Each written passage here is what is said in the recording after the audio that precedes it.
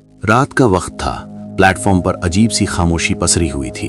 न टिकट की आवाज, न चाय वाले की पुकार, बस ठंडी हवा और झंग लगे ट्रैक से आती सिसकियों जैसी आवाजें। कहा जाता है कि स्टेशन से आखिरी ट्रेन सालों पहले बंद हो चुकी थी, लेकिन उस रात घड़ी ने जैसे ही एक तय समय पार किया, दूर अंधेरे में एक हल्की सी रोशनी दिखाई दी।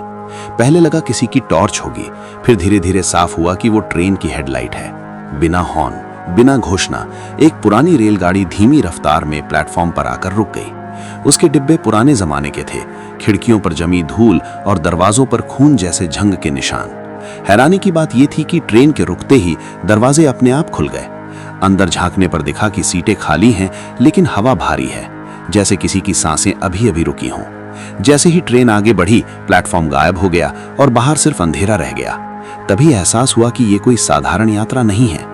डिब्बों के भीतर अचानक ठंड बढ़ने लगी, शीशों पर उंगलियों के निशान उभरने लगे और दूर से पहियों की आवाज के बीच धीमी फुसफुसाहट सुनाई देने लगी। वो फुसफुसाहट किसी भाषा में नहीं थी, लेकिन उसका डर समझ में आ रहा था। हर मोड़ पर ऐसा लगता जैसे ट्रेन किसी और ही रास्ते पर जा रही है, जहां समय रुक चुका है। तभी खिड़की में अपना ही अक्स अजीब तरह से बदलता हुआ दिखाई दिया। चेहरा थका हुआ, आंखें खाली, जैसे बरसों से यही सफर चल रहा हो। अचानक एक झटका लगा और ट्रेन रुक गई।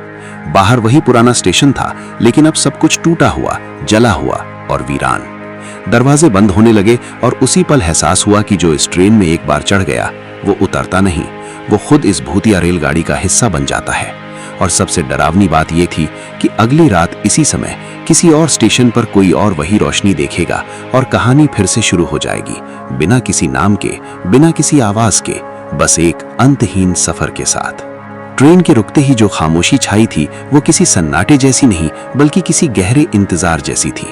जैसे डिब्बों की दीवारें भी किसी अगले शिकार को महसूस कर रही हों। बाहर दिख रहा टूटा हुआ स्टेशन अब धीरे धीरे पीछे छूटने लगा, जबकि ट्रेन बिना किसी आवाज के फिर चल पड़ी। इस बार पहियों की जगह जैसे जमीन पर घिसटने की आहट आ रही थी। अंदर की बत्तियां अपने आप बुझने लगी और सिर्फ खिड़कियों से आती नीली रोशनी डिब्बों को भूतिया बना रही थी। तभी एहसास हुआ कि सीटें अब खाली नहीं रहीं। हर कोने में धुंधली परछाइयां बैठी थीं। चेहरे साफ नहीं थे, लेकिन आंखों की जगह दो काले गड्ढे चमक रहे थे। और जैसे ही नजरें उनसे मिली, कानों में धीमी आवाज गूंजने लगी, अगला स्टेशन कभी नहीं। ये आवाज किसी मशीन की नहीं, बल्कि सैकड़ों दबी हुई चीखों से बनी हुई लग रही थी। हवा इतनी ठंडी हो चुकी थी कि सांस लेना भारी पड़ने लगा।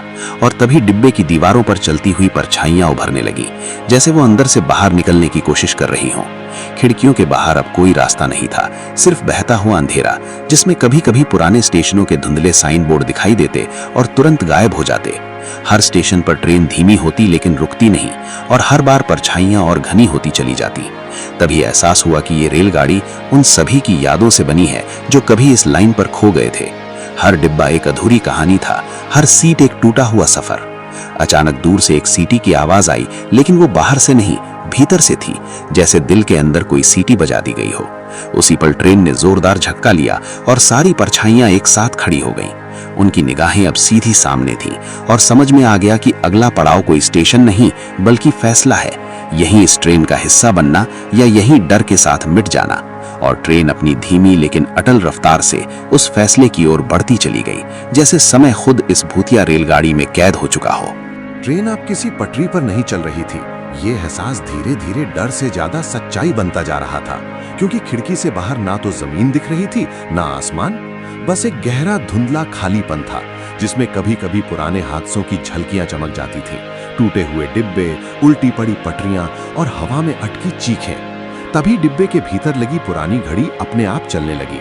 उसकी सुइयां पीछे की तरफ घूम रही थी और हर टिक टिक के साथ परछाइयां और साफ होती जा रही थी।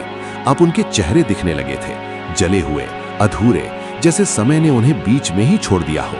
वे कुछ बोल नहीं रहे थे, लेकिन उनकी आंखों में एक ही सवाल तैर रहा था, तुम यहां कैसे पहुंचे? मनोविज्ञान की तरह डर भी धीरे धीरे असर करता है। पहले दिल तेज धड़कता है, फिर दिमाग सुन्न पड़ने लगता है, और ठीक उसी सुन्नपन में ट्रेन के दरवाजे एक एक करके खुलने लगे, लेकिन बाहर उतरने के लिए नहीं, बल्कि अंदर कुछ और बुलाने के लिए। अचानक महसूस हुआ कि ट्रेन अब भारी हो रही है, जैसे हर याद, हर डर, हर अधूरापन उसका वजन बढ़ा रहा हो। तभी फर्श पर पानी फैलने लगा, ठंडा, काला और उसमें पुराने टिकट तैर रहे थे जिन पर कोई नाम नहीं था, बस तारीखें थीं अलग अलग सालों की, और सभी उसी समय की जब ये ट्रेन दिखाई देती है। तभी एक झटका लगा और सारी बत्तियां एक साथ जल उठे। सामने का शीशा साफ हुआ और पहली बार इंजन दिखाई दिया, लेकिन वहां कोई मशीन नहीं थी, सिर्फ एक विशाल अंधेरी आकृति थी जो इस पूरी रेलगाड़ी को खींच रही थी। जैसे ये ट्रेन किसी ताकत से नहीं बल्कि लालच, डर और अधूरे सफरों से चल रही हो। उसी पल एक धीमी घोषणा गूंजी, जो यहां से लौटना चाहता है उसे कुछ छोड़ना होगा। लेकिन क्या छोड़ा जाए ये कोई नहीं बताता, क्योंकि इस भूतिया रेलगाड़ी से उतरने का किराया पैसा नहीं बल्कि वो चीज होती है जिसे इंसान सबसे ज्यादा पकड़े रहता है, उम्मीद। और जैसे ही ये एहसास हुआ, ट्रेन ने अपनी रफ्तार और बढ़ा दी, मानो वो जानती हो कि ज्यादातर लोग डर छोड़ सकते हैं लेकिन उम्मीद नहीं। और इसी के साथ ये सफर एक बार फिर अंधेरे में डूब गया। अगली रात, अगले स्टेशन, अगले यात्री के इंतजार में। ट्रेन की रफ्तार बढ़ने के साथ ही भीतर का अंधेरा भी गाढ़ा होता चला गया। अब डिब्बों की बीच की दीवारें जैसे पिघल रही थीं। उनकी जगह पुरानी यादों जैसी तस्वीरें उभरने लगीं। कहीं किसी का अधूरा सफर दिखता, कहीं किसी की आखिरी प्रतीक्षा, और हर दृश्य कुछ सेकंड बाद धुएं में बदल जाता। हवा में लोहे और गीली मिट्टी की मिली-जुली गंध फैल चुकी थी। सांस लेना मुश्किल हो रहा था। तभी अचानक ट्रेन के भीतर घंटी बजी, लेकिन वो किसी स्टेशन की नहीं थी, वो चेतावनी जैसी थी। उसी पल फर्श पर पड़े पुराने टिकट अपने आप जलने लगे, बिना आग के, और जलते हुए टिकटों से फुसफुसाती आवाजें निकलने लगीं, जैसे वे बता रही हूं कि इस ट्रेन में चढ़ने से पहले सबके पास लौटने का मौका था, लेकिन किसी ने उस इशारे को समझा नहीं। परछाइयां अब सीटों से उठकर गलियारे में खड़ी हो चुकी थीं। वे पास नहीं आ रही थीं, बस देख रही थीं कि जैसे तय कर रही हों कि कौन यहां टिके है और कौन अगली भोर तक याद बन जाएगा। खिड़कियों के बाहर अब अंधेरा भी स्थिर नहीं था, वो लहरों की तरह हिल रहा था, जैसे ट्रेन किसी सुरंग में नहीं बल्कि किसी और ही दुनिया के पेट के भीतर दौड़ रही हो। अचानक एक जोरदार झटका लगा और पूरी रेलगाड़ी कुछ सेकंड के लिए हवा में तैरती हुई महसूस हुई। उसी पल एहसास हुआ कि समय अब आगे नहीं बढ़ रहा, हर सेकंड बार बार लौट रहा है। वही डर, वही ठंड, वही धड़कन। मनोविज्ञान कहता है कि जब इंसान किसी डर से भाग नहीं पाता तो उसका दिमाग उसी डर को सच मानने लगता है, और यही इस भूतिया रेलगाड़ी की सबसे खतरनाक ताकत थी। ये डर को वास्तविक बना देती थी। तभी एक डिब्बे के आखिरी सिरे पर लगा दरवाजा अपने आप खुल गया। उसके पार कोई स्टेशन नहीं था, बल्कि एक लंबा अंधेरा रास्ता था जिसमें से धीमी आवाज आ रही थी, अगर उतरना है तो अभी। लेकिन कोई नहीं हिला, क्योंकि उतरने का मतलब था उस चीज को वहीं छोड़ देना जिसे वो अब तक पकड़े हुए था। और ट्रेन जैसे इस हिचकिचाहट का इंतजार ही कर रही थी। उसने अचानक दिशा बदल ली, परछाइयां एक साथ पीछे मुड़ी और उनके चेहरे अब साफ दिखने लगे, डर से ज्यादा खालीपन से भरे हुए, जैसे वे कभी इसी फैसले पर चुप रह गई हो।